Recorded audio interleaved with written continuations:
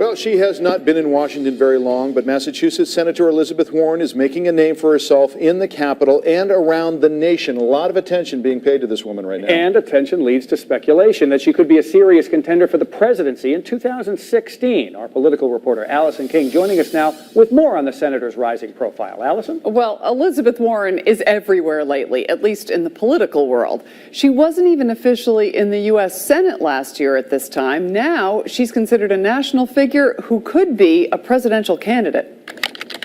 You can't surf politics on the web these days without stumbling onto dozens of articles and videos on Senator Elizabeth Warren. This week alone, she questioned Fed Chair nominee Janet Yellen. Do you think that the Fed's lack of attention to regulatory and supervisory responsibilities helped lead to the crash of 2008? Denounced Republican filibusters. We need to call out these filibusters for what they are.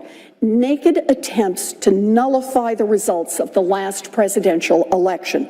And called out scams on veterans. And these scams are turning a benefit into something that actually undermines the financial security of our older veterans. But it's a different topic that's grabbing most of the headlines. Will Elizabeth Warren be a presidential candidate in 2016? Hard to imagine Elizabeth Warren, less than 1 year in the United States Senate, is already on the short list of presidential candidates, especially since Hillary Clinton is already the Democratic Party's runaway frontrunner.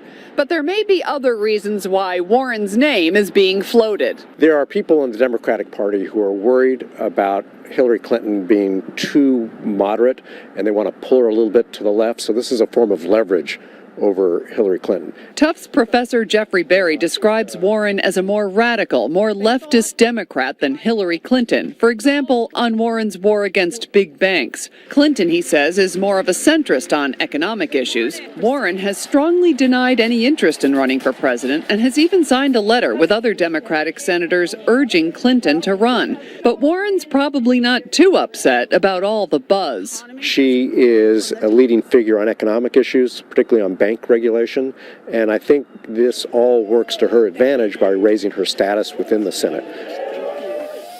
Now, Professor Berry says there are several other politicians he would put ahead of Elizabeth Warren as possible Democratic presidential contenders if Hillary Clinton were not to run, like New York Governor Andrew Cuomo was one that he mentioned.